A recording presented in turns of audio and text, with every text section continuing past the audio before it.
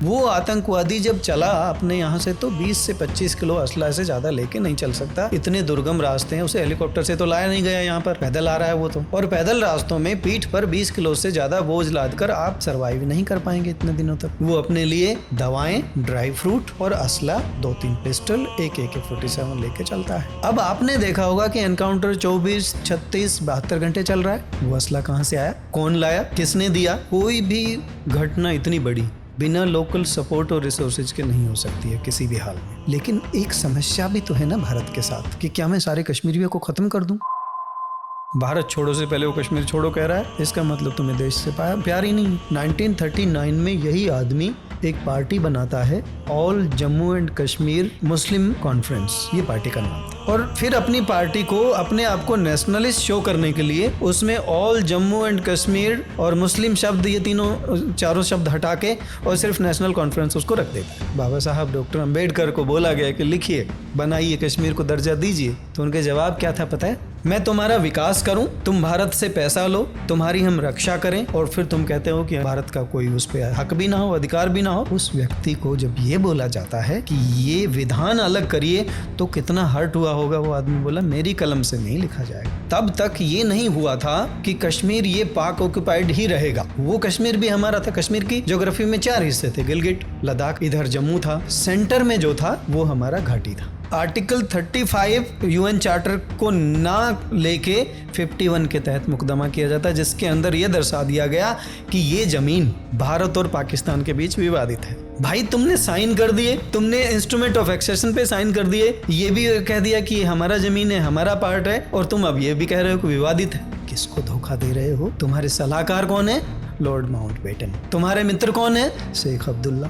Israel तो खूब technically sound है, टेक्नोलॉजी सबसे उच्च है, फिर भी बंधक बनाए फिलिस्तीनियों ने, जिनके पास कुछ भी टेक्नोलॉजी नहीं था, उनके लोगों को बंधक बना के फिलिस्तीन में ले गए। इस बात को अगर कोई ये उठाता है कि ये खाली सरकार का फेलियर है, हाँ है, लेकिन खाली सरकार का ही नहीं। पाकिस्तान भारत के लिए 1 मिनट का भी खेल नहीं है। पाकिस्तान क्यों कर रहा है? पाकिस्तान को ये पता है कि गिलगिट और बलूचिस्तान किसी ना किसी दिन, गिलगिट भारत में आना है, बलूचिस्तान अलग हो जाना। ये तय है कि जितनी आग तू अपने सीने में रखता है ना, उतनी आग तो मेरे देश का नौजवान सेना में सिर्फ भर्ती होने के लिए रखता है। भर्ती होने के बाद तो क्या आग धधकती है उसके सीने में, वो अलग है।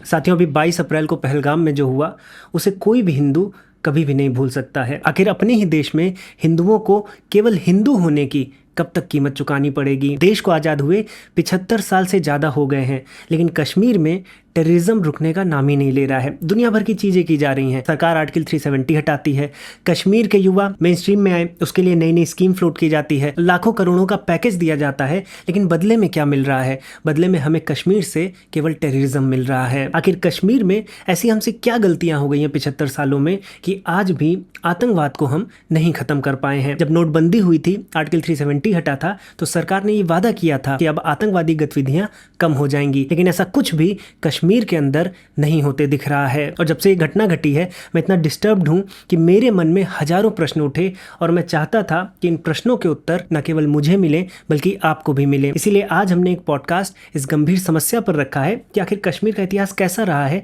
वो क्या चीजें हुई हैं, वहाँ की डेमोग्राफी कैसी है, वहाँ का सेंटिमेंट कैसा है, कितना ये धर्म का मामला है, इसमें कितना हाथ पाकिस्तान का है, कितना हाथ इंटरनल पॉलिटिशियंस का है। इन सभी को समझने के लिए इस पॉडकास्ट को हमने ऑर्गेनाइज किया है, और इस पॉडकास्ट में हम सही उत्तर तक पहुंच पाए, इसलिए मैंने इनवाइट किया है डॉक्टर देवेंद्र सिंह जी को। कश्मीर से धारा 370 हटाने में जो थिंक टैंक लगा था, जिस टीम ने रिसर्च की थी, जो कश्मीर जाकर वहां के जमीनी हालातों को जिन्होंने समझा था, देवेंद्र सिंह जी उस रिसर्च टीम का हिस्सा रहे हैं। 2016 से ही कश्मीर और कश्मीर की जनता के बीच में डॉक्टर देवेंद्र सिंह जी लगातार अपनी रिसर्च करते रहे कि ऐसी स्ट्रेटेजी बनाई जा सके कि जब आर्टिकल 370 को हटाया जाए तो किसी भी प्रकार का कोई दंगा ना हो, और ये कार्य भारत सरकार बहुत शांति से कर पाए। तो डॉक्टर देवेंद्र सिंह जी कश्मीर के मुद्दे पर भारत सरकार के साथ बहुत क्लोजली काम किए हैं और कश्मीर की साइकोलॉजी को बहुत ही गहराई से समझते हैं। तो आज उनसे कश्मीर के इतिहास और वहाँ की जो करंट सिचुएशन है और जो टेररिज्म है जिसके कारण आज पूरे भारत में भय व्याप्त है, इन सभी मुद्दों पर गहराई से चर्चा की है। डॉक्टर देवेंद्र सिंह जी वर्तमान में दिल्ली यूनिवर्सिटी में एसोसिएट प्रोफेसर हैं। उन्होंने भारत सरकार के साथ मिलकर बहुत ढेर सारी योजनाओं पर काम किया है। गवर्नमेंट ऑफिसर्स को वो ट्रेन करते हैं। इसके साथ साथ 2017 से लेकर 2021 तक वो ministry of social justice justice और एम्पावरमेंट के डायरेक्टर इंचार्ज भी रहे हैं। उन्होंने अपने आर्टिकल 370 और कश्मीर में बिताए गए दिनों पर और वहाँ की घटनाओं पर जो उनका एक्सपीरियंस रहा है उसको वैली 370 पूर्ण विलय की एक गाथा नाम की इस पुस्तक के माध्यम से एक नाटक के रूप में प्रस्तुत भी किया है, जिसकी माननीय रक्षा मंत्री श्री राजनाथ सिंह जी ने और हमारी भारतीय सेना ने प्रशंसा भी की है। तो आज के एपिसोड में डॉक्टर देवेंद्र सिंह जी के साथ कश्मीर की स्थिति, परिस्थिति और वहाँ के लोगों की मानसिकता को लेकर हम डिटेल में चर्चा करने जा रहे हैं। तो चलिए बिना किसी विलंब के आज के पॉडकास्ट को प्रारंभ करते हैं। देवेंद्र जी नमस्ते। नमस्ते। आपका हाइपरक्वेस्ट पर स्वागत है। Thank you very much. आज हम बहुत गंभीर विषय पर चर्चा करना चाह रहे हैं। अभी 22 अप्रैल को पहलगाम में, कश्मीर की घाटी में टेररिस्ट का अटैक हुआ और फर्स्ट टाइम ऐसा है, बहुत दिनों बाद है, फर्स्ट टाइम तो मैं नहीं कहूँगा, जब सिविलियंस को अटैक किया गया है। कश्मीर का मुद्दा हो, वहाँ की ज़मीनी हालत हो, उस पर आपका वर्षों का रिसर्च रहा है। अभी आर्टिकल 370 जब पारित किया गया उसके पहले जो रूपरेखाएं बनाई गई, क्योंकि इतना आसान नहीं है आर्टिकल 370 को पास करना, उस रूपरेखा में जब जो थिंक टैंक बैठा उसमें आप क्लोजली काम किए हैं गवर्नमेंट के साथ। आप ministry of social justice and empowerment में डायरेक्टर इंचार्ज रहे हैं। इसके साथ साथ गवर्नमेंट के बहुत ढेर सारे ऑफिसर्स की आपने ट्रेनिंग ली है। तो आपको पता है कि जब एक ऐसा बिल आता है आर्टिकल 370 जैसा, जो इतने सेंसिटिव मुद्दों पर जिसका इम्पैक्ट होने वाला है,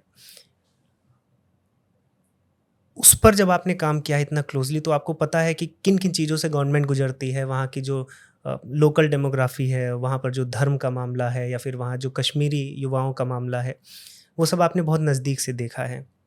इसलिए आज के एपिसोड में हम चर्चा करना चाहेंगे कि पिछले 7-8 सालों से गवर्नमेंट लगातार प्रयास कर रही है कि कश्मीर में शांति का माहौल आ जाए, डेवलपमेंट हो सके।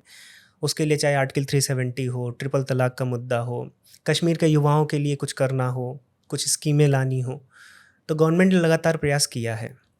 तो जहाँ वो कश्मीर की जनता के लिए कर रहे हैं, अगर मान लीजिए एक्सटर्नल फैक्टर्स भी हैं, तो वहाँ पर हमने सर्जिकल स्ट्राइक देखी, हमने एयर स्ट्राइक देखी है। तो हर तरह से गवर्नमेंट चाहती है कि उस जगह पर टेररिज्म जो है कम से कम हो, टेररिस्ट एक्टिविटीज़ को रोका जा सके। पर इसमें अभी भी हम देख रहे हैं कि हम फेल ही हुए हैं। जो अभी 2 दिन पहले हुआ वो तो जितनी भी उसकी भर्त्सना की जाए, निंदा की जाए, वो कम है। तो क्या कारण है मूलभूत जो कश्मीर में आतंकवाद नहीं समाप्त हो रहा है, जो आपकी रिसर्च बताती है, उसके विषय में दर्शकों को अवश्य बताएं। विशाल जी, सबसे पहले तो मेरी उन लोगों के प्रति संवेदनाएं जिन्होंने इस दुर्भाग्यपूर्ण दुर्घटना में अपनी जान गंवाई है। परमात्मा उनकी आत्मा को शांति दे। हम यहाँ बात कर रहे हैं कि कश्मीर में ये घटना क्यों हुई। 370 हटा दिया गया, कश्मीर का रीऑर्गेनाइजेशन कर दिया गया। और कश्मीर जब मैं बोलता हूँ तो इसका मतलब जम्मू कश्मीर है। अक्सर हम भूल जाते हैं कि जम्मू भी जुड़ा है उसके साथ। तो जब इस पे चर्चा करते हैं कि 370 हट गया, कश्मीर को हमने रीऑर्गेनाइज कर दिया, उसको डायरेक्ट सेंटर के कंट्रोल में भी ले लिया, आर्मी पे भी हमारा कंट्रोल है, फिर हमने माननीय सुप्रीम कोर्ट के निर्देश कहें या सरकार की मर्जी कहें या लोगों की इच्छा कहें, उसके अनुरूप हमने इलेक्शन भी करा दिए। उसके बाद पहली बार इतना बड़ा पर्यटकों पे हमला होना, ये कोई छोटी बात नहीं है। लेकिन इसके पीछे कारण क्या है, थोड़ा सा उन पर प्रकाश डालते हैं अपन। मैं मेटाफोरिकली कुछ बोलता हूँ आपको कि फ़र्ज करिए एक तालाब है बहुत बड़ा, बहुत दिनों से तालाब है। तालाब में कुछ मछलियाँ हैं और तालाब पे आकर उसके मालिक ने अपना हक जताया, दावा ठोक दिया कि ये मेरा है। वहाँ के जो ऐसे लोग थे जिन्होंने अवैध कब्जा कर रखा था वो भाग गए। अब तालाब में तरह तरह के जीव हैं, मछलियाँ भी हैं, केकड़े भी हैं और मगरमच्छ भी हैं। वो जो मगरमच्छ हैं वो उन्हीं मछलियों पे पल रहे हैं और उन्हीं मछलियों पे उनकी जीविका भी चल रही है। वो जो मगरमच्छ है वो दोनों जगह जीवित रह सकता है, बाहर भी और अंदर भी। मछलियाँ बाहर जीवित नहीं रह सकती हैं। वो कश्मीर में, कश्मीर तालाब है जहाँ वहाँ की आवाम मछली है, वो वहाँ से बाहर जो उनके साधन है कमाने के, खाने के, उससे बाहर वो जिंदा नहीं रह सकते। ये मगरमच्छ हैं, ये दोनों तरह से जिंदा रह सकते हैं। और मगरमच्छ वहाँ के पॉलिटिशियंस हैं जो टेररिस्ट से मिले हुए हैं। टेररिस्ट वो हैं जो उस तालाब पे कब्जा करना चाह रहे थे, जो पहले कब्जा किए हुए थे वो भाग गए हैं। धारा 370 हटाने का ये वो हुआ है। तो वो मगरमच्छ अब बाहर जाके फिर उनके संपर्क में आए हैं और वो फिर अपना खेल खेलना चाहते हैं अपना जीवन बचाने के लिए, क्योंकि उनका जीवन खत्म होने वाला है। वहां बाहर भी उनकी जीविका नहीं चल रही है। जब ये लगा कि कश्मीर का आवाम पर्यटन के माध्यम से वापस उतना ही सामर्थ्यवान हो जाएगा, उतना ही रिच हो जाएगा, रिसोर्सफुल हो जाएगा, तब इन्होंने अपना खेल खेलना शुरू किया। और यही खेल 80s में और 90s में खेला था कि इनको ख़त्म कैसे किया जाए, इन लोगों की जीविका ख़त्म करके हम पे डिपेंडेंट कैसे किया जाए।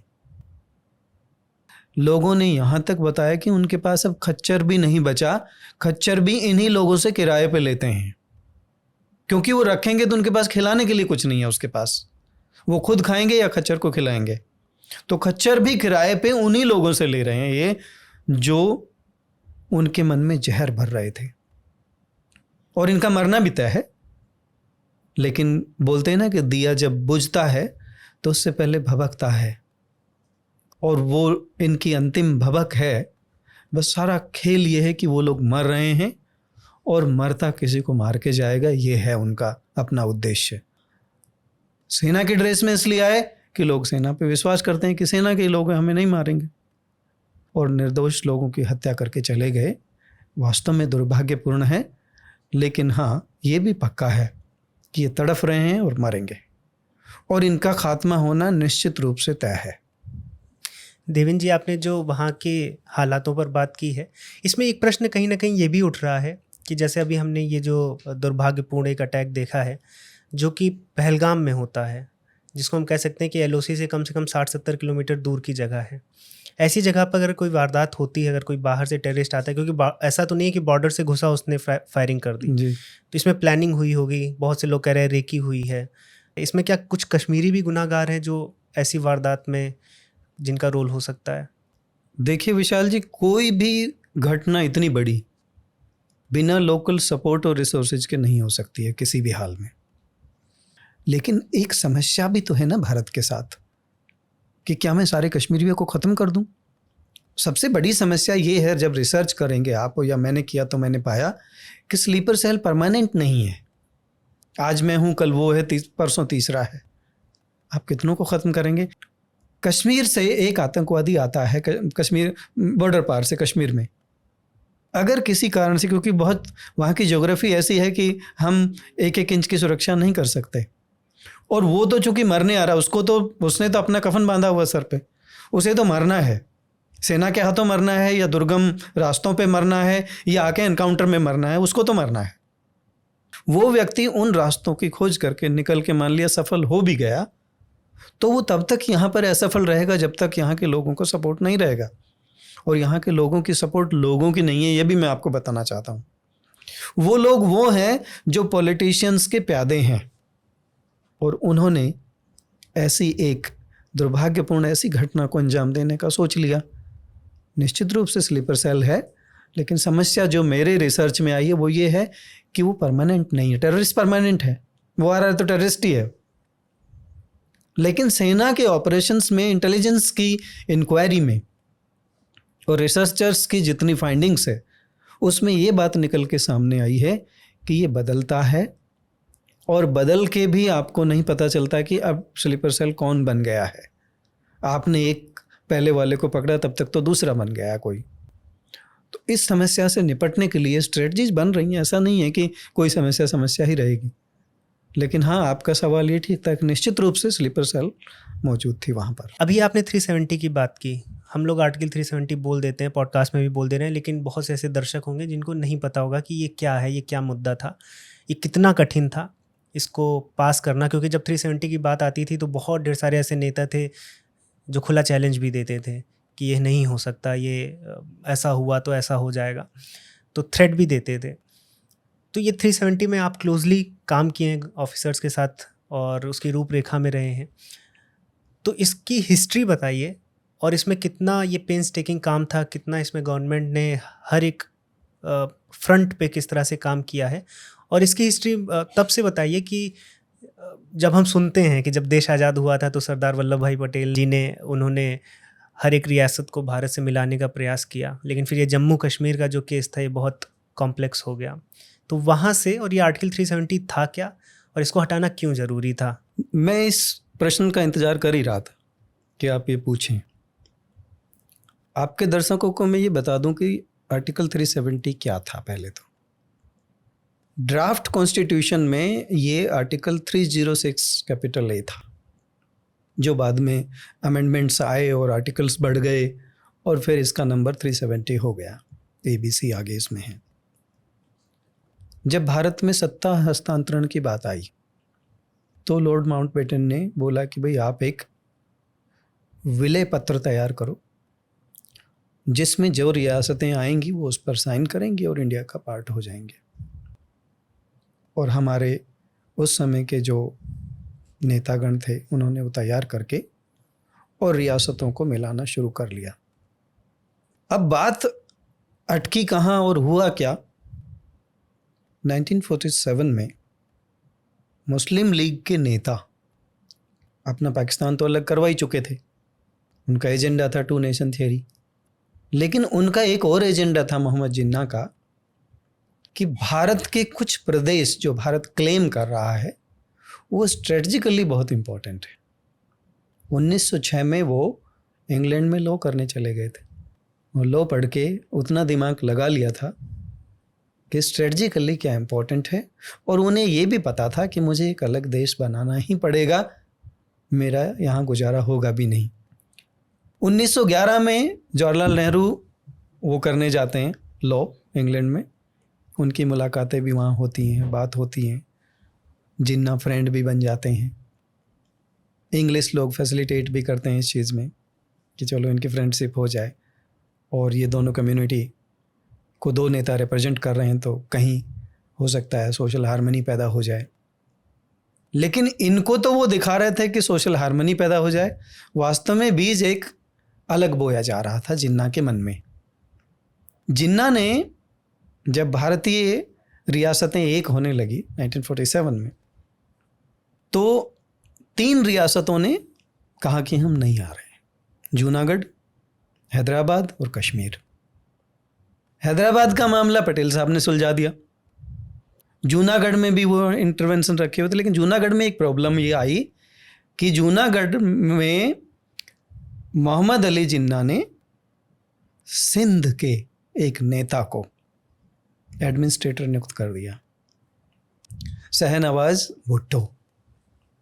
भुट्टो साहब को ये बोल दिया गया कि भाई तुम 15 अगस्त तक कोई निर्णय नहीं लोगे कि हम इधर जाएंगे या उधर जाएंगे। 15 अगस्त तक उन्होंने कोई निर्णय नहीं लिया। वहाँ पर शासक मुस्लिम था और वो लोकेलिटी पूरी हिंदू थी। अब मोहम्मद अली जिन्ना का दिमाग देखिए कि मोहम्मद अली जिन्ना की नज़र जूनागढ़ पे नहीं थी कभी भी, उसकी नज़र थी कश्मीर पे। दिमाग क्या लगाया कि कश्मीर में एक हिंदू शासक है, मुस्लिम मेजॉरिटी है, हिंदू माइनॉरिटी है। जूनागढ़ में हिंदू मेजॉरिटी है, मुस्लिम शासक है। भारत क्लेम करेगा कि यहाँ हम लेंगे, मैं वहाँ क्लेम कर दूंगा कि फिर ये पाकिस्तान को दीजिए। तो यहाँ साफ होता है कि सत्ता लोलुप थे वो। देखिए, अगर हम वहाँ कायदे आजम और यहाँ राष्ट्रपिता एक ही पोस्ट थी। अगर हम गांधी को देखें तो वो भी तो राष्ट्रपिता और राष्ट्रपति दोनों ही बन सकते थे, चाहते तो। कौन मना करता गांधी को? कोई नहीं करता ना। राष्ट्रपति आराम से बना देते और राष्ट्रपिता तो घोषित कर ही दिए गए थे। लेकिन कायदे आजम वो बने और कश्मीर पे नज़र थी, और कश्मीर को लेने के लिए हथकंडा क्या अपनाया कि आप जूनागढ़ पे नज़र रखिए, और जूनागढ़ के उसको बोल दिया गया कि आप कुछ नहीं करेंगे। जूनागढ़ ने कह दिया कि हम कोई निर्णय नहीं ले रहे हैं और हम अभी भारत में शामिल नहीं होंगे। कोई बात नहीं। यहाँ तक तो जिन्ना को प्रॉब्लम नहीं थी। प्रॉब्लम कहाँ पर आई? अगस्त में, 12 अगस्त की बात है 1947, हरि सिंह ने, राजा हरि सिंह ने भारत को और पाकिस्तान को, दोनों को ये संदेश दे दिया कि मैं शामिल नहीं हो रहा हूँ किसी भी कंट्री में, मेरा इंडिपेंडेंट एग्जिस्टेंस रहेगा। जिन्ना को चुभ गई ये बात। 12 अगस्त की ये घटना हुई एक महीने बाद 13 सितंबर को पाकिस्तान की तरफ से टेलीग्राम भेजा गया इंडिया को कि जूनागढ़ पाकिस्तान में शामिल होने जा रहा है। जिन्ना की फुल नज़र कश्मीर पे थी, भारत का मस्तक काट देने की थी, क्योंकि वो स्ट्रेटजिकली भी इम्पोर्टेंट था, वहाँ पर रिसोर्सेज भी थे, सब कुछ था। जूनागढ़ को ये घोषित करते ही सरदार पटेल ने अपना, क्योंकि होम मिनिस्ट्री का रोल आता था वहाँ पर, अपना काम चालू किया। रेफरेंडम की बात कह दी। रेफरेंडम भारत के पक्ष में हो गया क्योंकि हिंदू था। अब तो जिन्ना की मन की मर्जी हो गई कि कश्मीर में भी रेफरेंडम कराऊंगा फिर मैं। राजा हरि सिंह ने जब ये कह दिया कि मैं ना यहाँ आ रहा हूँ ना वहाँ जा रहा हूँ, उस बात का सम्मान ना रखते हुए जिन्ना ने कम से कम 300-350 ट्रक में लगभग 5000 वहाँ की ट्राइबल बेल्ट के लोग और उनके साथ वहाँ की जो इंग्लिश आर्मी में काम करते थे वो रिटायर्ड लोग उनके साथ भेजे और कश्मीर पे आक्रमण करवा दिया। अक्टूबर 22 को वो लोग भेज दिए 1947 में। अब एक त्रासदी देखिए भारत की, और मैं यद्यपि किसी सरकार के पक्ष में नहीं और किसी का आलोचक नहीं हूँ, लेकिन इतिहास की गलतियाँ किस तरह से भारी पड़ जाती है वर्तमान को, वो मैं थोड़ा सा ज़रूर जिक्र करना चाहूँगा। सरदार जी ने ये कहा, सरदार पटेल ने, कि कश्मीर का मामला मुझे दीजिए, होम मिनिस्ट्री को दीजिए, मैं सुलझाता हूँ। अब पहली गलती उस सरकार की कि कश्मीर को एक स्पेशल केस घोषित कर देना, कश्मीर स्पेशल केस है, आप नहीं जाओगे। और दूसरी गलती, उसको होम मिनिस्ट्री से अलग कर देना कि होम मिनिस्ट्री नहीं देखेगी इसको, प्राइम मिनिस्टर देखेगा। विशाल जी, इस देश के 2 इंजीनियर हैं, एक सॉफ्टवेयर और एक हार्डवेयर। पटेल साहब हार्डवेयर इंजीनियर हैं, सारे टुकड़ों को जोड़ के एक भूमि हमें दे दी, देश बना दिया। उसको चलाने के लिए एक सॉफ्टवेयर चाहिए था जो डॉक्टर अंबेडकर ने दिया, संविधान जिसको कहते हैं। ये 2 बड़े इंजीनियर थे और उन दोनों ही इंजीनियर्स के लिए ये मुश्किल नहीं था कि हम इस देश में सभी रियासतों को मिला के और इसको एक अखंड भारत बना दें। 22 अक्टूबर को आक्रमण हो गया, 73,000 स्क्वायर किलोमीटर भूमि पर कब्जा हो गया और कश्मीर तक कबीलियाई पहुंच गई, और कश्मीर का मतलब श्रीनगर तक। और ये होने वाला था कि अब श्रीनगर के सभी उस पे वहाँ की इलेक्ट्रिक सप्लाई काट दी गई और ये संदेश दे दिया गया कि अब हम कब्जा कर लेंगे। राजा हरि सिंह घबरा गए, भारत से मदद मांगी, भारत ने मदद का आश्वासन दिया, लेकिन उससे पहले इंस्ट्रूमेंट ऑफ एक्सेशन हुआ, कश्मीर का भारत में विलय। अब देखिए, तब तक ये नहीं हुआ था कि कश्मीर ये पाक ऑक्युपाइड ही रहेगा, वो कश्मीर भी हमारा था। कश्मीर की ज्योग्राफी में 4 हिस्से थे। गिलगिट जो कि वहाँ पश्चिम में पड़ता था, पूर्व में हमारा लद्दाख आ गया था, इधर जम्मू था, सेंटर में जो था वो हमारा घाटी था। तो घाटी में पहुँच गए, घाटी पे कब्जा होने वाला था। राजा हरि सिंह घबरा गए और भारत सरकार ने इंस्ट्रूमेंट ऑफ एक्सेशन पे हस्ताक्षर करवा के कि कश्मीर का विलय भारत में सशर्त हो गया। ये प्रॉब्लम सबसे बड़ी आई। हरि सिंह वहाँ भी नहीं माने कि सशर्त विलय करूँगा और शर्त ये रहेगी कि कश्मीर को विशेष दर्जा दिया जाएगा। अब बात आती है कि विशेष दर्जा कैसे दिया जाएगा, कोई आर्टिकल होना चाहिए आपके कॉन्स्टिट्यूशन में। कश्मीर को विशेष दर्जा दिया जाना एक भूल थी। कैसे भूल थी भाई, आप एक स्टेट को मिला रहे हैं। पटेल साहब पीड़ित थे कि मुझे कश्मीर क्यों नहीं भेजा गया, और भारत सरकार पता है क्या कर रही थी, हरि सिंह पे युद्ध से निपटने की बजाय ये दबाव डाले हुए थी कि आप मुस्लिम नेताओं को छोड़ दीजिए। 1946 में मुस्लिम नेताओं ने, खासकर शेख अब्दुल्ला के नेतृत्व में, एक आंदोलन किया जिसका नाम था, अब नाम देखिए, आंदोलन का नाम देखिए, कश्मीर छोड़ो। अरे भाई, तुम भारत के पार्ट हो। 1939 में यही आदमी एक पार्टी बनाता है, all Jammu and Kashmir Muslim conference, ये पार्टी का नाम था। और फिर अपनी पार्टी को, अपने आप को नेशनलिस्ट शो करने के लिए उसमें ऑल जम्मू एंड कश्मीर और मुस्लिम शब्द, ये चारों शब्द हटा के और सिर्फ नेशनल कॉन्फ्रेंस उसको रख देता है। और उसी पार्टी के तहत वो आंदोलन करता है कश्मीर छोड़ो। अरे भाई, भारत छोड़ो 42 में आया, भारत छोड़ो से पहले वो कश्मीर छोड़ो कह रहा है, इसका मतलब तुम्हें देश से प्यार ही नहीं है, तुम कहीं ना कहीं किसी न किसी के मोहरे तो हो। राजा हरि सिंह ने उठा के जेल में डाल दिया। नेक्स्ट गलती, जो गलत काम किया भारत सरकार ने, तत्कालीन ने, कि राजा हरि सिंह को ट्रीटी करते वक्त ये बोला कि आप इनको छोड़ दीजिए। छोड़ने के बाद वो संविधान सभा में आते हैं, आर्टिकल 370 की मांग करते हैं। और आपको बताऊं, जब बाबा साहब डॉक्टर अंबेडकर को बोला गया कि लिखिए, बनाइए, कश्मीर को दर्जा दीजिए, तो उनके जवाब क्या था पता है? मैं तुम्हारा विकास करूं, तुम भारत से पैसा लो, तुम्हारी हम रक्षा करें, तुम्हारी सारी सुविधाओं का ख्याल रखें, और फिर तुम कहते हो कि भारत का कोई उस पर हक भी ना हो, अधिकार भी ना हो। मैं हरगिज ऐसा नहीं करूंगा। विशाल जी, देश की पहली सरकार कोलिएशन गवर्नमेंट थी। डॉक्टर अंबेडकर कांग्रेस पार्टी से नहीं थे, श्यामा प्रसाद मुखर्जी कांग्रेस पार्टी से नहीं थे, कोलिएशन गवर्नमेंट थी, नहीं मानी फिर भी, क्योंकि वो मेजॉरिटी में थे।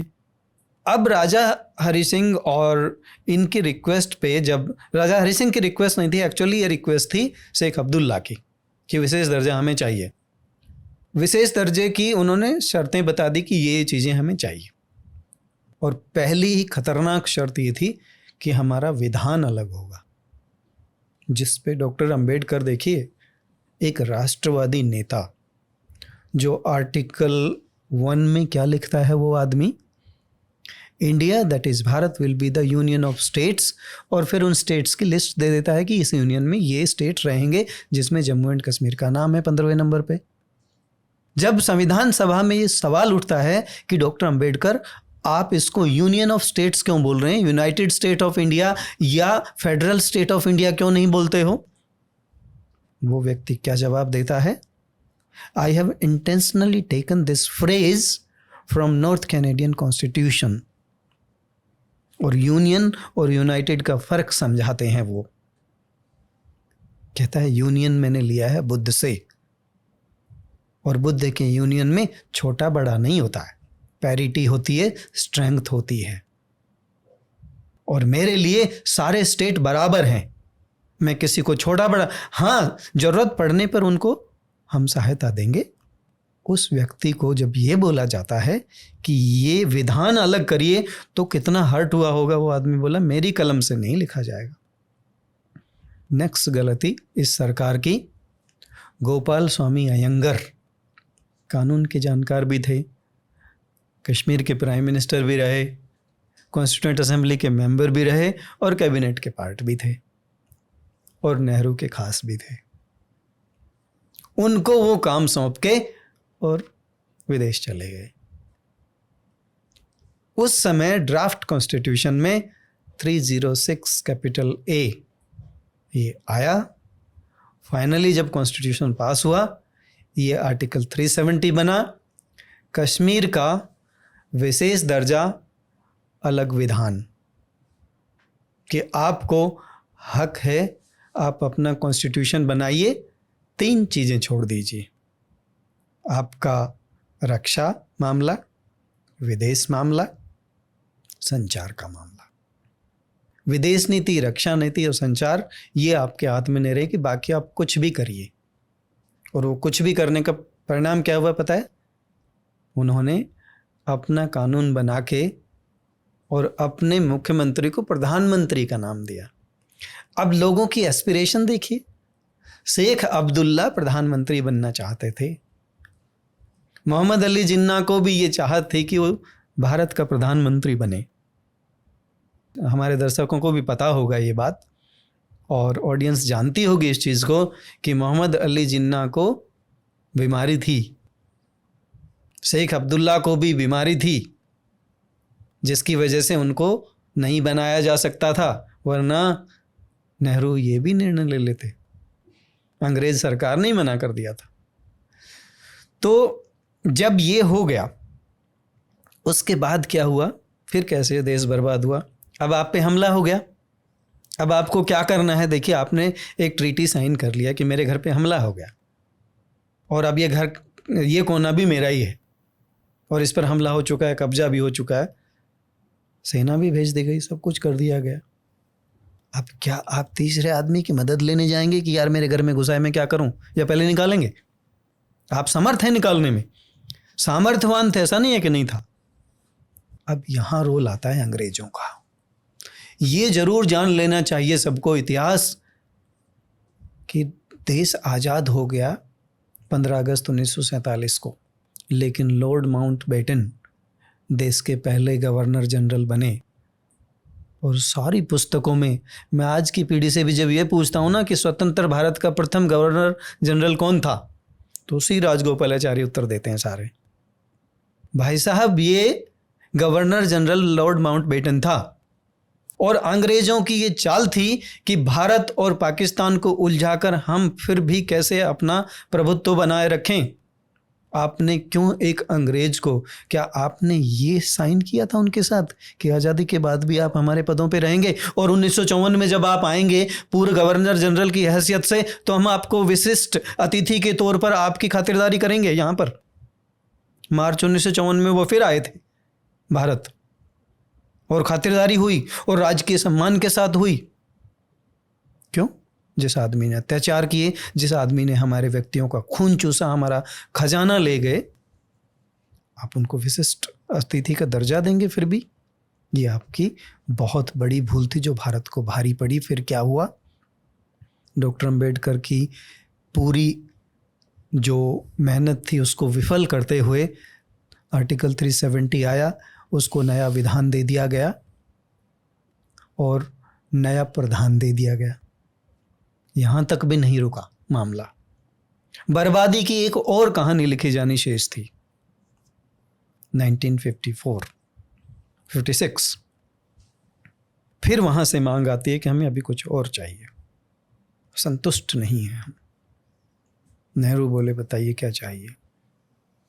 हमारे लिए एक ऐसा कानून और बने जिसमें यहाँ के लोग विशेषाधिकार रखें और यहाँ के लोगों को उस विशेषाधिकार के लिए अपना एक निशान भी जरूरी है। राजेंद्र प्रसाद पर दबाव डालकर 370 में 35 कैपिटल ए जोड़ा गया और कश्मीर को नया निशान कि भाई यहाँ का झंडा अलग होगा और उसमें एक वाक्य जोड़ दिया गया, लेकिन ये भारत के खिलाफ नहीं होगा। अरे भाई, तुम एक देश हो, एक देश में 2 विधान, 2 निशान, 2 प्रधान कहाँ से आ जाएंगे?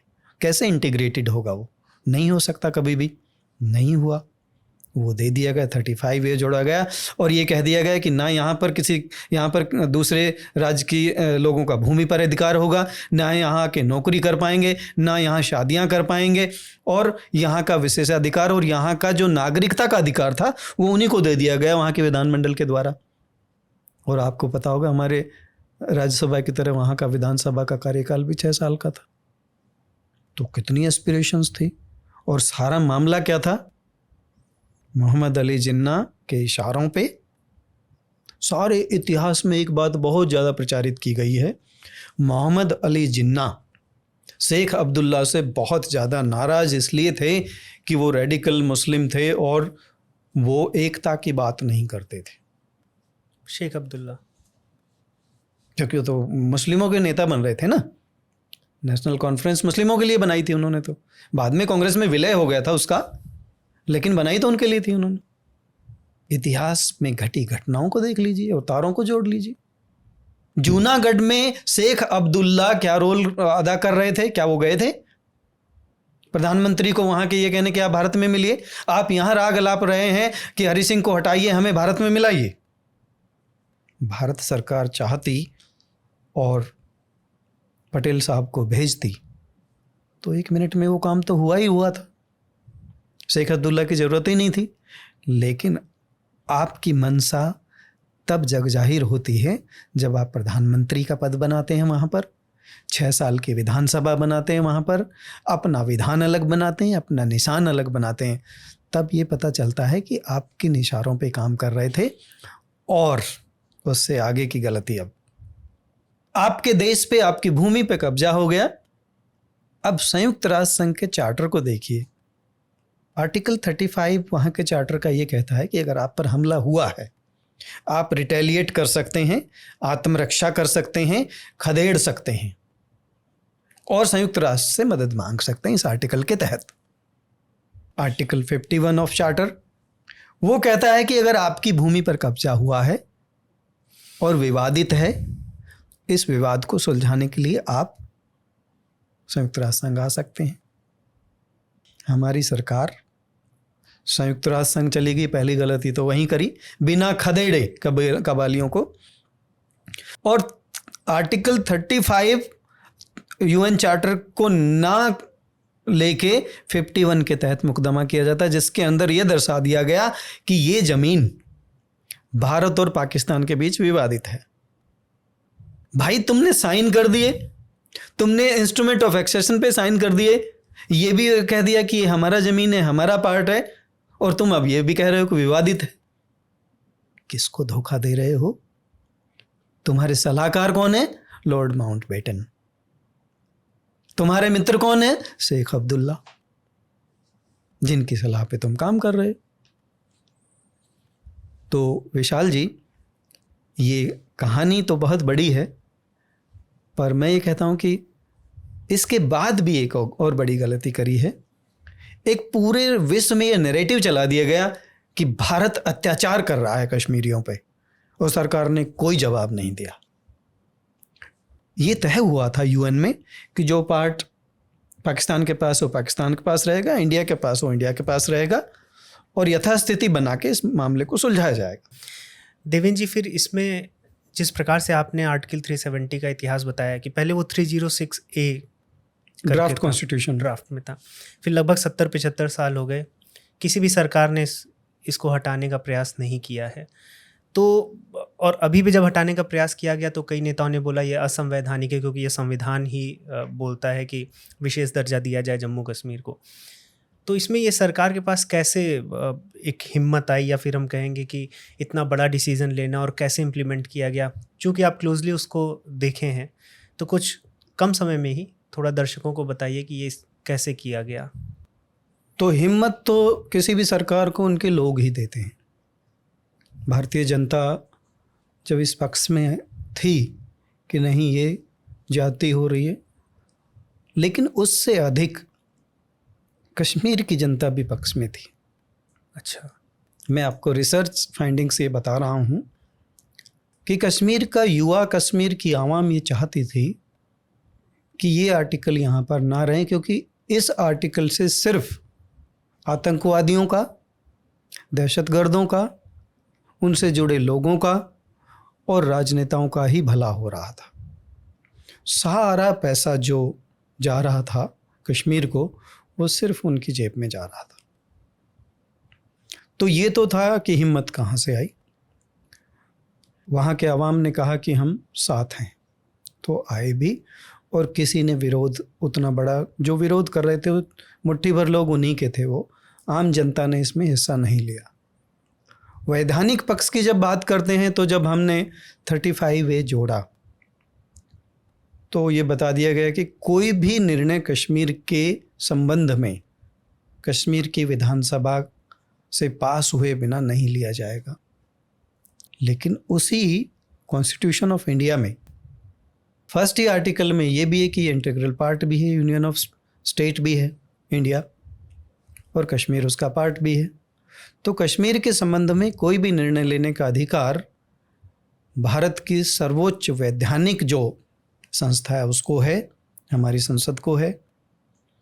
अब बात ये थी कि लोग जो सवाल उठा रहे हैं कि भाई वहाँ की विधानसभा ने तो कुछ पास ही नहीं किया, तो भाई मेरी विधानसभा तो भंग थी ना उस समय, और जब विधानसभा भंग होती है तो राष्ट्रपति शासन होता है, राष्ट्रपति को वहाँ के निर्णय लेने का अधिकार होता है, संसद की अनुशंसा से राष्ट्रपति निर्णय लेता है। राष्ट्रपति महोदय ने 35A को ख़त्म कर दिया। राष्ट्रपति महोदय ने लगाया था। संविधान सभा में तो वो पास हुआ नहीं था, क्योंकि 26 जनवरी 1950 को लागू हो गया था संविधान, तो ये तो बाद में लगा है। तो जब 35A ख़त्म हो गया तो उसका विशेषाधिकार भी ख़त्म हो गया। वो वाला जो अधिकार कि भाई यहाँ की विधानसभा में पास हुए बिना यहाँ का हस्तक्षेप करना, वो नहीं है। दूसरा, भारत के संसद के पास ये था कि भारतीय संसद उस क्षेत्र के लिए कोई भी कानून बना सकती है और लागू कर सकती है, तो उसमें कहीं भी असंवैधानिक नहीं था। उसके बाद जितनी भी प्लीज कोर्ट में गई हैं, कोर्ट ने सबको रिजेक्ट कर दिया और बता दिया कि इसमें कोई भी असंवैधानिक कुछ भी नहीं है, और वो लागू हो गया।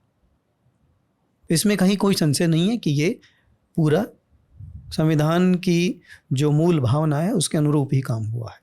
और इसका कश्मीरी आवाम में क्या प्रतिक्रिया रहा? क्योंकि संवैधानिक रूप से तो ये पास हो गया, लेकिन जनता में या फिर वहाँ पर जो आप बता रहे हैं, जैसे जो मगरमच्छ है, जो पॉलिटिशियंस हैं, फिर वो तो भड़का ही रहे होंगे। देखो, मैं थोड़ा सा आपको ना एक अब ये बताना चाहता हूँ कि कश्मीरियों की समस्या वास्तव में क्या थी। वो तो भड़का ही रहे थे, और चूँकि हमने ये भी देखा है, लोगों ने बहुत हाईलाइट किया इस चीज़ को भी कि 2-3 दिन इंटरनेट भी बंद रहा, काफ़ी दिन इंटरनेट को बंद रखा, उनको अपनी बात कहने का हक नहीं दिया गया। लेकिन मैं उन लोगों को ये जवाब भी देना चाहता हूँ कि जब चालू हो गया तो क्या उन लोगों ने वो बात कही? आपके मन में कोई आक्रोश है, किसी चीज़ के प्रति गुस्सा है, तो आप तो वो बाद में भी कहेंगे ना वो बात। तो आप क्या उसके बाद ये प्रतिक्रियाएं आना शुरू हुई? नहीं, ये एक मुद्दा बनाया गया था। वास्तव में प्रॉब्लम क्या थी वहाँ के पॉलिटिशियंस की? हमारा जो सरकार का मुख्य कार्य ये था कि लोग चाहते हैं, और पॉलिटिशियंस इसमें रोल बहुत बड़ा अदा करेंगे ना हटाने देने में, और वो किराए के लोगों को लेके प्रदर्शन करके अंतर्राष्ट्रीय स्तर पर ये दिखाएंगे कि कश्मीर की आवाम साथ नहीं है। हमने विदेशी पत्रकारों को, विदेशी राजनयिकों को विजिट कराया, दिखाया। चुनाव हुआ तो भी ऑब्जर्वर्स आए, दिखाया कि ये लोग वोट डाल रहे हैं। उसके परिणाम भी हमने जैसे भी आए स्वीकार किए, जनता ने भी स्वीकार किए। पॉलिटिशियंस को ये नहीं पच रहा था कि ये बिना कोई बड़े विवाद के कैसे हट गया। कश्मीरी युवा की आप परेशानी समझने की कोशिश करिए। परेशानी क्या है उसकी? कश्मीर जब तबाह हो गया तब समझ में आने लगा कि हमने सिर्फ पंडितों को निकाल के ही इसको अपना नहीं बना लिया, यहाँ तो और भी प्रॉब्लम्स हैं जो हमें ही खा रही हैं। कश्मीर के युवा के साथ जब मेरी बातचीत हो रही थी, अब आप समझिए स्थिति एक व्यक्ति की। आपके पास खाने को पैसा नहीं है, जॉब्स नहीं हैं, प्रॉपर्टी नहीं है, कमाई का साधन जितने भी होते थे वो सब ख़त्म हैं। और जब आप अमरनाथ जैसी यात्रा पर हमारा देश का व्यक्ति यहाँ से जाता है और वो लोग उनकी सेवा में लगते हैं और पैसे कमाते हैं या पर्यटन में लगते हैं, तो खच्चर भी या तो आतंकवादी समर्थित एजेंसी से या राजनेताओं से किराए पर लेना पड़ता था। उनके पास अपना वो भी नहीं था। दूसरी बात, सीमा पार से आतंकवादी आता है और आके वो युवाओं में एक नैरेटिव चलाता है कि देखिए मैं बाहर से आया हूँ, अपना घर बार छोड़ के आया हूँ, प्रॉपर्टी छोड़ के आया हूँ, बच्चे छोड़ के आया हूँ, तुम्हारे लिए मरने आया हूँ। तुम क्यों नहीं मर रहे तुम्हारी ज़मीन की स्वतंत्रता के लिए, आज़ादी के लिए? वो उनको ट्रेन करता है, वो नैरेटिव चलाता है, और पूरे कश्मीर में एक संदेश फैलता है कि कम से कम एक बच्चा कुर्बानी के लिए पैदा करिए। और कुर्बानी इस धर्म की, इस मजहब की जान है, ये वो संदेश देता है। और ये संदेश देता है कि जो कुर्बान होगा वो उसको अल्लाह जन्नत बख्शेंगे और बड़ी बड़ी आंखों वाली 72 हूरें भी मिलेंगे उसे। ये धार्मिक उन्माद था और ये बताया कि तुम्हें कुर्बान होना है। अब वो व्यक्ति आता है रात को, अब देखिए फिर भी लोग तैयार नहीं हुए। वो व्यक्ति रात को एंटर करता है घर में, अपने सूत्रों से पता करता है कि किसका बेटा जवान हो रहा है, कि किसके घर में जवान बेटा है। वो व्यक्ति जाके बोलता है कि आप हमारे साथ आइए, हम आपके लिए मर रहे हैं। आप क्यों नहीं? आपको बताऊं विशाल जी, एक बूढ़े मुस्लिम की आंखों में आंसू आ गए जब मैं उससे सवाल कर रहा था। कहता है साहब, हम वतन परस्त मुस्लिम हैं, लेकिन हमें मौका ही कौन देता है कि मेरे घर में रात को 12 बजे 2 आतंकवादी आते हैं और मेरे छोटे भाई को बोलते हैं कि आपको चलना है साथ में, इनको भेजना है। अगर वो जाएगा तो सेना मारेगी, नहीं जाएगा तो ये लोग नहीं छोड़ेंगे। मैं कहाँ जाऊं? मेरा युवा, मेरा जो यहाँ जवान हो रहा है वो कहाँ जाए? एक तरफ कुआं एक तरफ खाई, उसे गिरना है। Wandering between the two ages, one dead and the other powerless to be born. मैं कहाँ जाऊं? आप मना कर सकते हैं, ठीक है मुझे नहीं जाना। आतंकवादी भी ये कर सकते हैं, ठीक है हम किसी और को देखेंगे, तुम नहीं जा रहे तो। ऑफर क्या है? जब तक जिंदा रहोगे 5,000 पर महीना मिलेगा आपको, मर गए तो पेंशन मिलेगी आपके घर वालों को।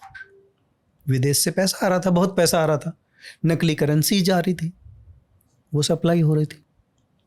तो वो बूढ़ा व्यक्ति कहता है कि मेरे भाई ने मना कर दिया, मेरे सिर्फ एक ही बेटी थी, मेरे भाई मेरे साथ रहता था, युवा था, उसने मना कर दिया।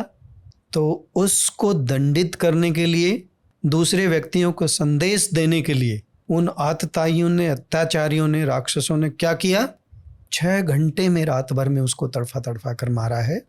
कश्मीर में जो घर बने होते हैं उनके बीच में एक बीम होती है, उस कॉलम से उसको बांध कर उसी के सामने उसकी माँ बहन का रेप किया।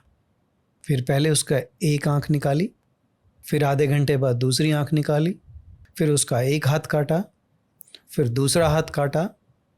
6 घंटे में तड़फा तड़फा के उसको मारा है।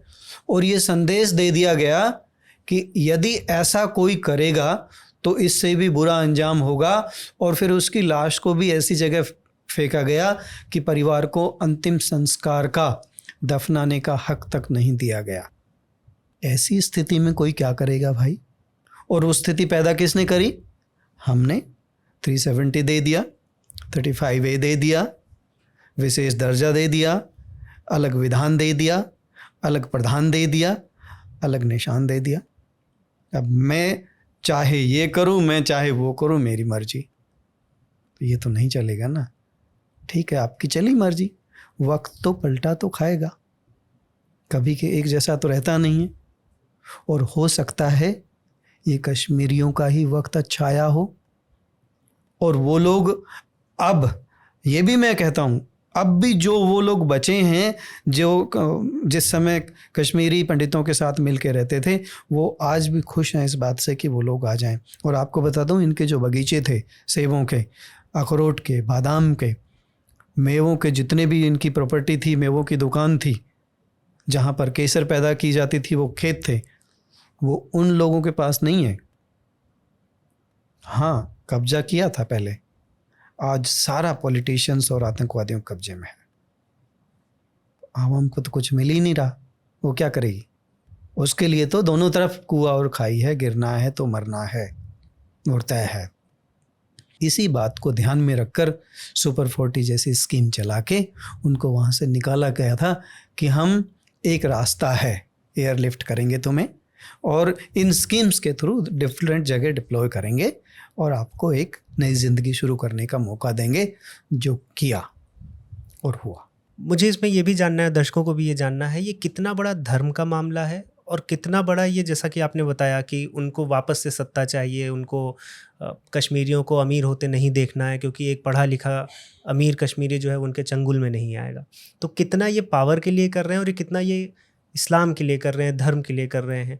क्या आपको लगता है कि ये धार्मिक मामला है या नहीं है? जो व्यक्ति जो ये कहता है कि मैं कश्मीर को बचाने आया हूँ, अगर वही व्यक्ति एक गरीब कश्मीरी की लड़की को से बलात्कार करता है तो धर्म तो वहीं खत्म है। धर्म का मामला ये है ही नहीं, ये धर्म नहीं, एक भ्रष्ट राजनीति है और एक ओछी राजनीति है। वो लोग कुछ लोगों के मन में डर पैदा करना चाहते हैं, इससे ज़्यादा कुछ नहीं है। इतना ही कहना चाहूँगा मैं इस पर। अगर ये धर्म का मामला नहीं है तो इसमें एक प्रश्न ये भी उठता है कि फिर कश्मीरी हिंदुओं को वहाँ से क्यों विस्थापित होना पड़ा, और अगर नहीं है ये धर्म का मामला तो दोबारा कश्मीरी पंडितों को वहाँ पर क्या बसाया जा सकता है? क्या घाटी में हिंदुओं को जगह मिलेगी? अब एक मामला अलग आपने उठाया है, कश्मीर घाटी से हिंदुओं को क्यों भगाया गया। आप देखिए 9th सेंचुरी और 10th सेंचुरी और 11th, 3 सेंचुरीज का इतिहास पढ़िए। कुंतक, आनंदवर्धन, अभिनवगुप्त, बस 3 कोई पढ़ के देखिए, उससे ज़्यादा भी मत करिए। कश्मीर एक ऐसी पावन भूमि थी जहाँ से विचारों का प्रवाह उठता था, ज्ञान की उत्पत्ति होती थी, ज्ञान की प्राप्ति होती थी, और वो ज्ञान फिर नीचे तक डिसेमिनेट होता था, बताया जाता था। नेचुरली हिंदू डोमिनेटेड था। आगे ले जाने की बात आई तो कश्मीर में इन लोगों का योगदान रहा। आज भी कश्मीर में जब उसकी धरती को खंगालेंगे तो देखिए, जब अभिनव गुप्त का कार्यकाल, वो देखिए काल, उस कालखंड में पूरा शैविज्म शिव में हो गया था पूरा कश्मीर। वहाँ जब ज्ञान उपजा और नदियाँ थी, पहाड़ थे, पर्वत थे, झरने थे, सारी प्रकृति की वो चीज़ें थी जहाँ पर ज्ञान के लिए एक अनुकूल वातावरण चाहिए, वो पनपा। संत पनपे, महात्मा पनपे, सिद्ध पनपे, ऋषि पनपे, वैज्ञानिक पनपे। तो एक निर्णय सबको करना होता है। यदि आपको प्रकृति बदलनी है तो संस्कृति बदल दो,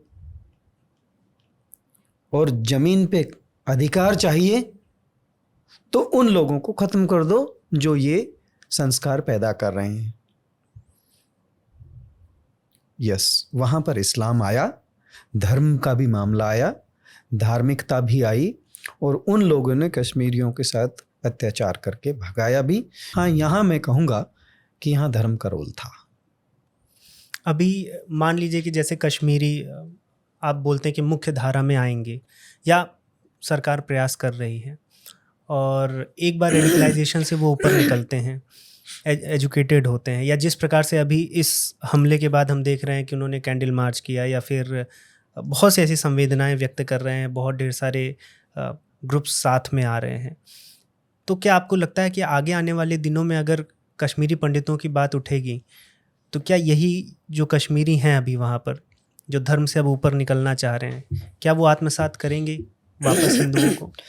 कश्मीरी पंडितों के रिहेबिलिटेशन की जहाँ तक बात आती है और लोगों को मुख्य धारा में आकर बात को समझने की बात आती है, तो मैं 2014 में जाता हूँ, और 14 में जब वर्तमान सरकार पहली बार आई तो सरकार ने एक निर्णय लिया। सबसे पहला यही बात होने लगी कि भाई इस समस्या को हम कैसे सुलझाएं, और चूँकि कश्मीरी पंडित भी ये आशा लगाए बैठे थे कि हम वापस जाएंगे, हमारी प्रॉपर्टी, हमारी ज़मीन, हमारा वहाँ का सारा वातावरण हमें मिल जाएगा वापस, और हमारी आने वाली पीढ़ियाँ कम से कम उन चीज़ों को देख पाएंगी। तो हमारे पास जो सबसे बड़ा चैलेंज वहाँ पर था वो था वहाँ का यूथ, जिसको भड़का दिया गया था पूरी तरह से, और उसका माइंड वॉश कर दिया गया था कि ये हिंदुस्तानी लोग हैं, तुम्हारी ज़मीन पर कब्जा कर रहे हैं, और तुम इसको अपनी मातृभूमि के लिए तुम अपना कुर्बानी दे दो, अपनी सरजमी बोलते हैं वो उसको, कि इसके लिए अपनी कुर्बानी दे दो। और उस कुर्बानी के लिए वहाँ पर लोगों को भी बताया गया कि तुम कम से कम एक बच्चा तो ऐसा पैदा ही करो कि जो कुर्बान हो जाए यहाँ के लिए। सरकार के पास चैलेंज था, और लोगों को कैसे मुख्य धारा में लाया जाए, उनको कैसे विश्वास दिलाया जाए, पहले तो सबसे बड़ा बात ये था। और आर्मी के प्रति एक नैरेटिव कर दिया गया था कि अत्याचारी लोग हैं और ये हमारे मासूम लोगों को मारते हैं, काटते हैं, और ये जब मर्जी जिस मर्जी को उठा के गोली मार देते हैं। सुपर 40 नाम से आर्मी ने एक स्कीम चलाया जिसमें कश्मीर यूनिवर्सिटी के वाइस चांसलर भी इन्वॉल्व रहे, और ये तय हुआ, निर्देश दिया गया सेना को कि आप इनको कोचिंग देकर डिफरेंट कॉम्पिटिटिव एग्ज़ाम्स की या डिफरेंट इंस्टीट्यूशंस में एडमिशन के लिए कोचिंग देके और इनको सर्विस के लिए या इनको पढ़ाई के लिए तैयार किया जाए। एंड हुए लोग, और आपने देखा होगा कि कश्मीर में आईएएस टॉपर भी निकले।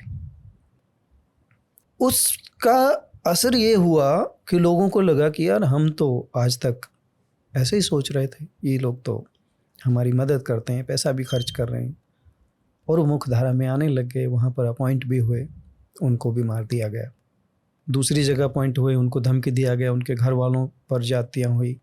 14 से लेके और 19 के बीच जिस दिन 370 हटाई गई, आपने एक चीज़ नोट किया होगा कि जो व्यक्ति पत्थर फेंक रहा था 500 रुपये लेकर, और वो भी नकली नोट जो कश्मीर में ही चलता था, बस दूसरी जगह नहीं चलता था, उस नकली नोट को लेकर यदि व्यक्ति पत्थर फेंक रहा था, वही व्यक्ति अगर मुख्य धारा में आने को तैयार बैठा है, तो अगर हम इन टेररिस्ट की बात माने और वहाँ के जो पॉलिटिशियंस है जो धमकी दे रहे थे सरकार को कि हटा कर दिखाइए, उनकी बात माने, तो उनके कहने पे वो आज तक विरोध करने क्यों नहीं आए? वो छतों पे जो पत्थर थे, उनकी जेबों में जो पत्थर भरे थे और दिमाग में भी जो पत्थर भरा हुआ था, वो कहाँ गया? हमारी सेना ने, हमारी सरकार ने एक संदेश साफ दे दिया था कि दिमाग और जेब पत्थर भरने के लिए नहीं है, दिमाग में ज्ञान भरिए और जेब में जीविका। और ये लोग जो आपको कह रहे हैं ना, ये सब इनके बच्चे कोई पत्थर फेंकने आ रहा है? इनकी औलादें तो बाहर पढ़ रही हैं, सारे अच्छे जगह पे सेटल्ड हैं, आप क्यों आ रहे हैं? समझ में आई? स्लीपर सेल भी ख़त्म हुआ, पत्थरबाजी भी ख़त्म हुई, गाली गलोच भी ख़त्म हुआ, हनी ट्रैप भी ख़त्म हुआ। आदमी इस चीज़ का इंतज़ार करने लगा था वहाँ कि वो व्यक्ति कब आएगा यहाँ पर जिसको देख के मैं वही गाना गाऊंगा कि एक था गुल और एक थी बुलबुल, दोनों चमन में रहते थे, है ये कहानी बिल्कुल सच्ची, मेरे नाना कहते थे। कश्मीरी पंडित इस बात को जब आस लगाए बैठा था कि ये लोग सुधर के हमें बुलाएंगे, उसी चीज़ पे अटैक हुआ और वहाँ का युवा इस बात के लिए राजी कर लिया गया था, राजी हो भी गया था। आपको पता है सरकार ने एक लैंड भी मार्क करी है इनको बसाने के लिए अलग से, कि यहाँ पर एक अलग से सेपरेट कॉलोनी बना दी जाएगी। लेकिन उसमें कश्मीरी बहुत सारे पंडितों का विरोध आया कि नहीं, हमें वही प्रॉपर्टी अपनी चाहिए जो थी हमारी। देखिए, जब एक जख्म होता है ना और उसका दवा कर दी जाती है तो मिट तो जाता है, लेकिन निशान तो रहता है, और अगर उस पर हल्की सी फिर चोट लग गई तो फिर उभर आता है। तो ये एक चोट लगी है, कश्मीरियों को ज़रूर वापस जाना होगा और जाएंगे।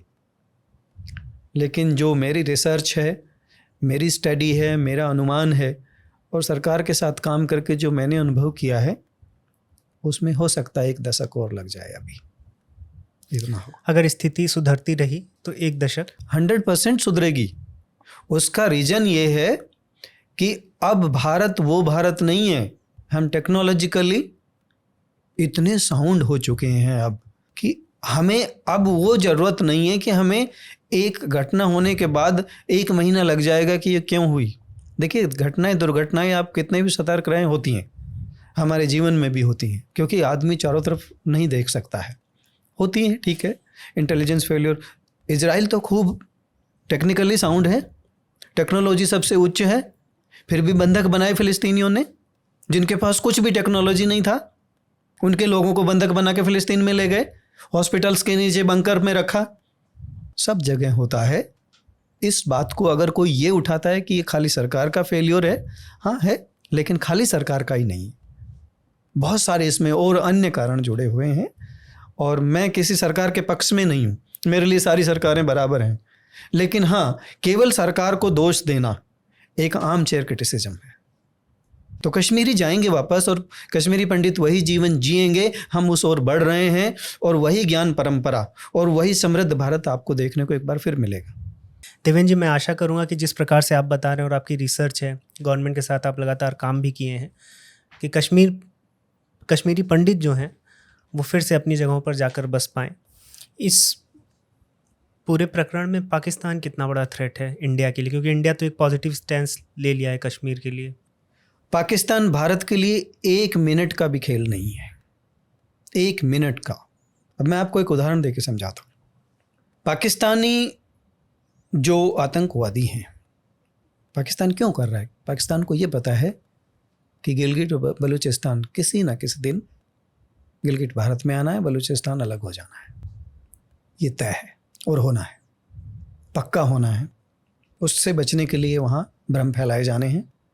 और आपको पता है एक ऐसा देश है जहाँ पर आर्मी सब कुछ है, वो जो चाहती है वही होता है, वही किया जाता है। और आर्मी कहाँ से ऑपरेट होती है ये भी सबको पता है।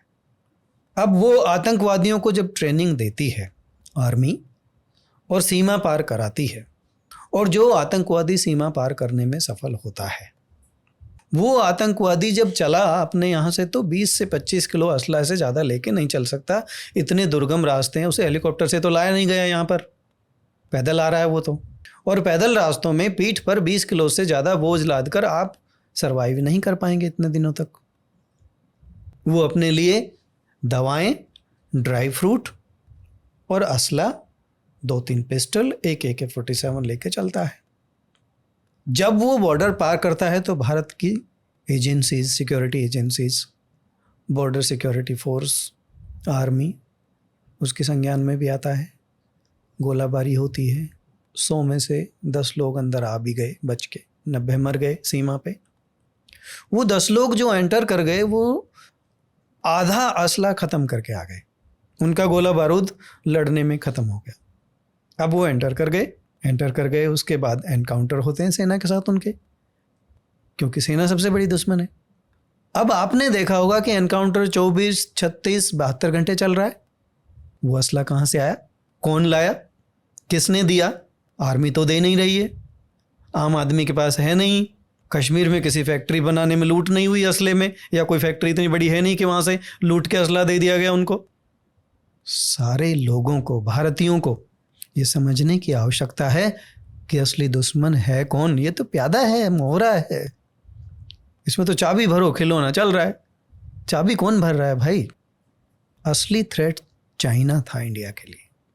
आप सोचिए, लद्दाख में 73,000 स्क्वायर किलोमीटर भूमि अभी पाकिस्तान के कब्जे में है, और 5,000 स्क्वायर किलोमीटर से ज़्यादा उसने चाइना को दे दिया। वहाँ तक भी सीमित नहीं है। आप कभी लद्दाख जाके देखिए, उन एरिया में। मेरी एक लद्दाख के एक्सपर्ट से बात हुई, उसने बोला कि चाइनीज़ सैनिक चिप्स खा के, बिस्किट खा के वो रेफर 2-3 किलोमीटर अंदर इंडिया में फेंकाता है, और फिर आके कहता है, दावा करता है, देखो मेरा सामान इधर पड़ा है, ये मेरी भूमि। मैं आपको बताऊं, और ये सारे देशवासियों को जान लेना चाहिए इस बात को, मैंने अपनी पुस्तक में भी इसका जिक्र किया है। यदि सरकार एक्शन नहीं लेती, लद्दाख से सारे बुद्धिस्ट को वैसे ही भगाया जाना था अगले 1 साल के अंदर, जैसे कश्मीर से पंडितों को भगा दिया गया था, और पूरा कब्जा चाइना की मदद से पाकिस्तान का वहाँ हो जाना था पहले, और बाद में चाइना ने उसको हथिया लेना था पूरे लद्दाख को। चाइना के लिए हिमालय पार करके लद्दाख तक पहुँचना, भारत पर आक्रमण करना हिम्मत से परे है। और अब तो बिल्कुल परे है। जब भारत के पास रिसोर्सेज नहीं थे ना, तब हो गया, अब तो सवाल ही नहीं उठता। अब इनडायरेक्ट वे अपनाया जाना था। खच्चरों पे भर के असला नेपाल के थ्रू भारत में, लद्दाख के थ्रू भारत में नकली करेंसी और असला लाया जाता था। और पाकिस्तान के जितने बिजनेसमैन हैं वो, सऊदी अरब के बिजनेसमैन हैं वो, और कश्मीर के बिजनेसमैन जो पॉलिटिशियंस हैं वो, more than 50% of total business Ladakh का उनके पास आ चुका था। और ये भारत के लिए इतना बड़ा थ्रेट बन गया था, ये 370, अगर ये नहीं हटाया जाता तो आज मैं दावे के साथ कहता हूँ कि लद्दाख चाइना के पास होता, और बुद्धिस्ट किसी एक कोने में पड़े करा रहे होते इंडिया के में विस्थापित। सबसे बड़ी चाइना को प्रॉब्लम क्या है इंडिया से, यही तो है। अब क्यों चिल्ला रहा है?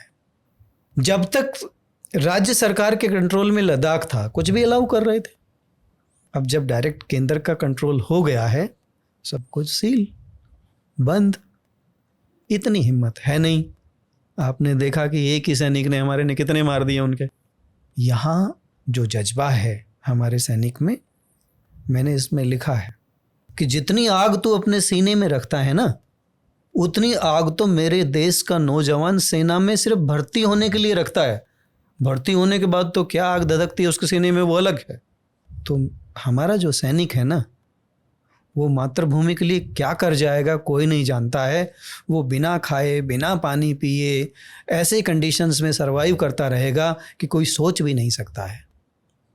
Pakistan is not a problem. Pakistan की आवाम तो है ही नहीं, वहाँ की आर्मी है जो मुट्ठी भर का खेल है। वो एटम बम की भी धमकी दे सकते हैं, कुछ नहीं है, ठीक है। प्रॉब्लम बस यही है कि this is backed by China, some other countries, financed by some other countries. वो लोग मिल के एक मोहरा बनाए हुए हैं। कब तक बना रहेगा प्रकृति ये खेल, कब तक खेलेगी?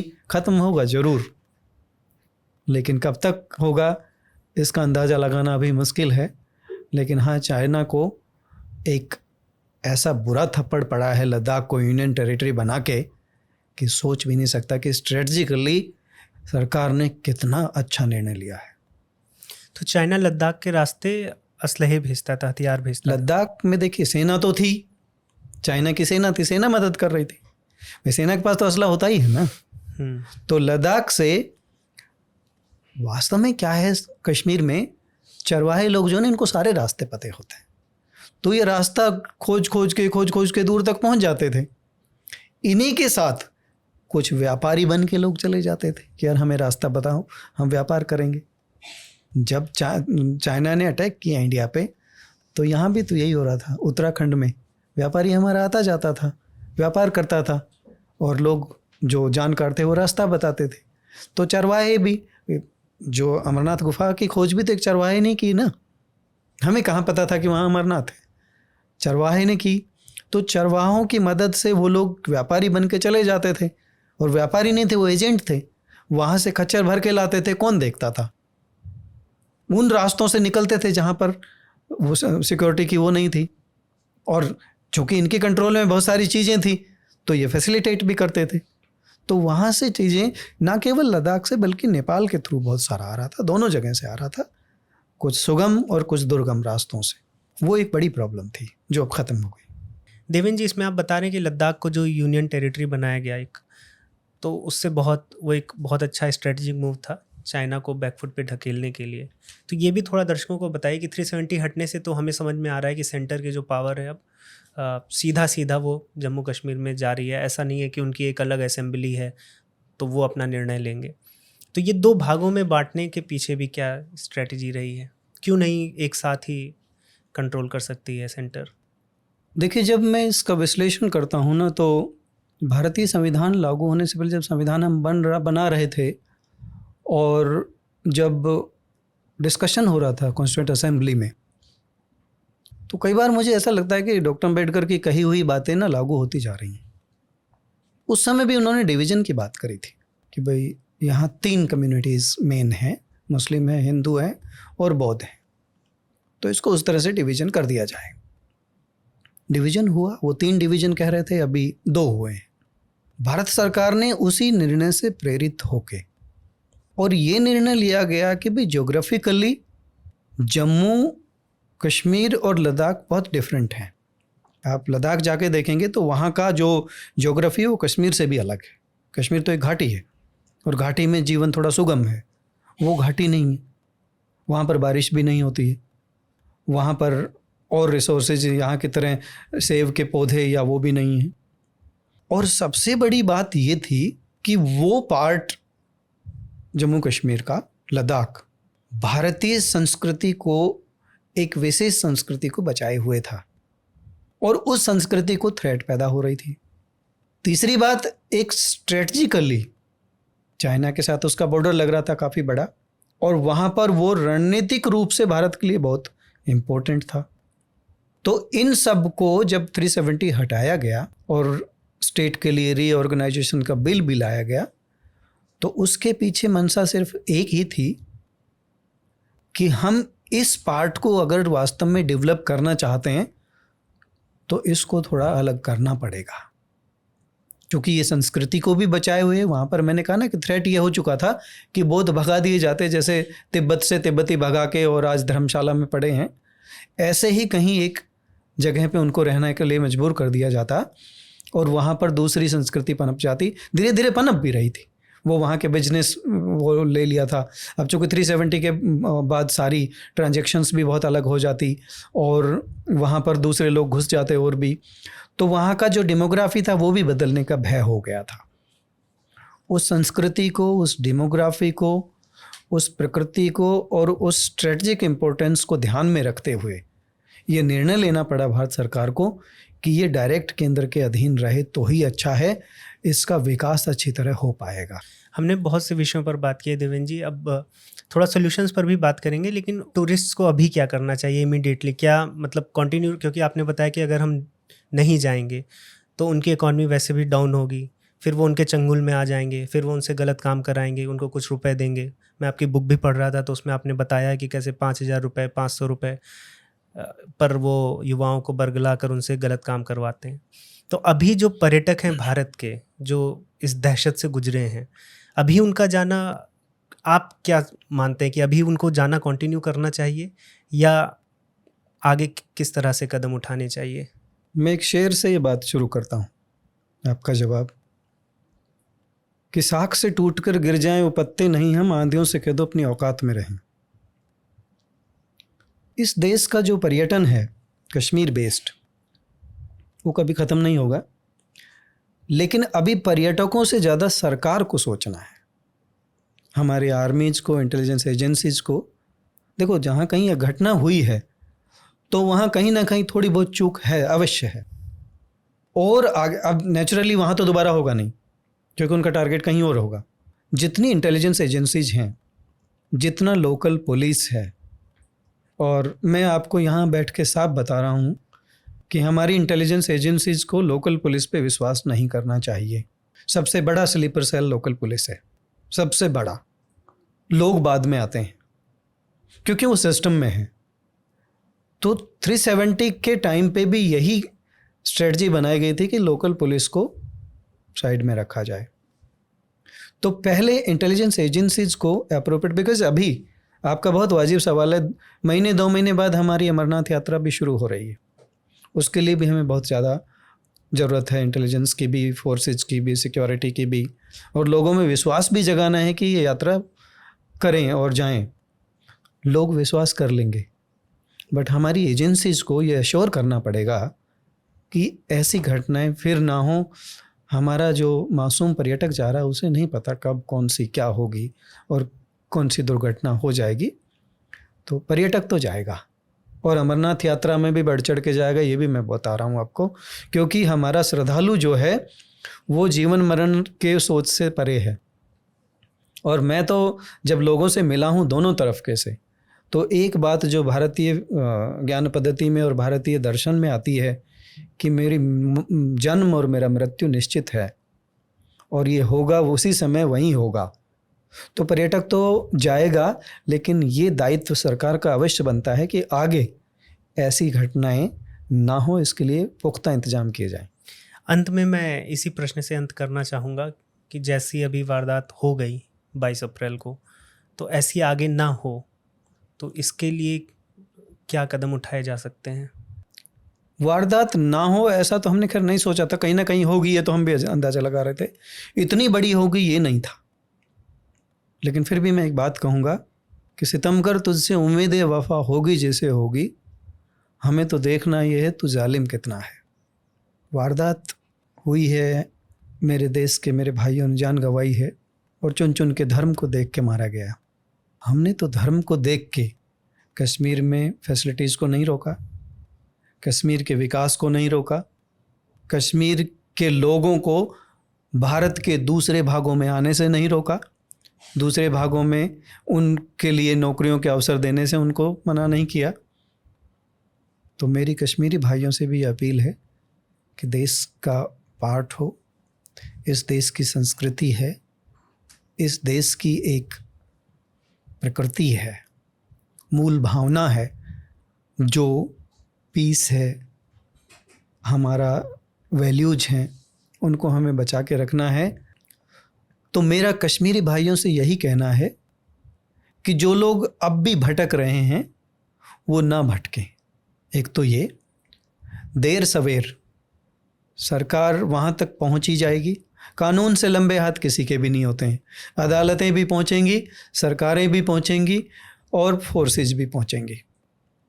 मेरा इसका एक सॉल्यूशन देने का जो मेरे दिमाग में आता है वो यही है कि सरकार, वहाँ की एजेंसीज मिलके काम करें, और चूँकि अब बहुत सारी चीज़ें सरकार के कंट्रोल में हैं तो पहले ही इनके पॉसिबल सॉल्यूशंस रखकर उनको इम्प्लीमेंट करने की कोशिश की जाए, और ऐसे सॉल्यूशंस जिससे ना वहाँ की आवाम नाराज़ हो और ना यहाँ के लोगों में भय व्याप्त हो। उन सॉल्यूशंस को अगर हम ध्यान में रख के चलेंगे, और मुझे पूर्ण विश्वास है कि सरकार ऐसा कदम अवश्य उठाएगी, नहीं उठाएगी तो पब्लिक की भावनाएं उनसे ज़रूर उठवा देगी। और ख़ासकर इस दुर्घटना के बाद ये जो कुकृत्य किया है, इसके बाद अवश्य वो आवाज़ें उठेंगी कि हम बिना भारत की मूल छवि को नुकसान पहुंचाए उस क्षेत्र में शांति कैसे स्थापित कर सकते हैं। इस पर अवश्य काम होना चाहिए और होता रहेगा। देवेंद्र जी, आपका हाइपरक्वेस्ट के इस एपिसोड से जुड़ने के लिए धन्यवाद। बहुत ही गंभीर विषयों पर हमने चर्चा की, इतिहास को भी जानने का प्रयास किया, आर्टिकल 370 क्या है उसको समझने का प्रयास किया, उसका इम्प्लीमेंटेशन क्या हुआ, उसमें क्या प्रॉब्लम्स आई, उसके साथ साथ आतंकवादी गतिविधियां जो होती हैं उसके पीछे क्या कारण है, धर्म कितना बड़ा कारण है, एक्सटर्नल फैक्टर्स क्या हैं, इंटरनल फैक्टर्स क्या हैं। जब हम आतंकवाद पर फोकस करते हैं, ऐसी कोई घटना होती है तो मोस्टली हम पाकिस्तान को टारगेट करते हैं, बट इसमें चाइना का क्या रोल है इस पर भी आपने चर्चा में बताया। तो दर्शकों को जो पूरी स्थिति है, परिस्थिति है, उसके विषय में इस पॉडकास्ट के माध्यम से आपके रिसर्च के थ्रू और आपके समय जो आपने दिया उसके थ्रू पता चला है। इसके लिए मैं और मेरी पूरी टीम आपका आभारी है, और फिर से पुनः धन्यवाद करेंगे जो आपने हम सभी को समय दिया है। बहुत धन्यवाद। और मैं अंत में एक बात कह के अपनी बात समाप्त करता हूँ कि इस देश ने आपको मौका दिया है, और सारे युवाओं, कश्मीर सहित सभी युवाओं को, और हमारी संस्कृति हमें एक बात के लिए प्रेरित करती है कि हम अपने आप को खोजें। हम बजाय बाहर दूसरी चीज़ों को खोजने के, इधर उधर झांकने के, और हम अपने अंदर झांकें, अपने अंतर्मन में झांकें, और उस अंतर्मन में झांकने के लिए हमें क्या करना है ये सोचें। हम सब खोए हुए हैं, और उन खोए हुओं के लिए मैं हमेशा जब भी कहीं बात करता हूँ तो अपनी 4 लाइनें बोलता हूँ जी। और वही 4 लाइनें बोल के मैं अपनी बात ख़त्म करता हूँ कि मिट्टी हूँ, मिट्टी में अपना वजूद तलाशता हूँ, वक्त की रेत पर मिटे कुछ निशान तलाशता हूँ, मैं राम बनूँ या रहीम मेरे बस की बात नहीं, इसलिए रोज़ अपने भीतर अपने आप को तलाशता हूँ। Thank you very much. धन्यवाद आपका।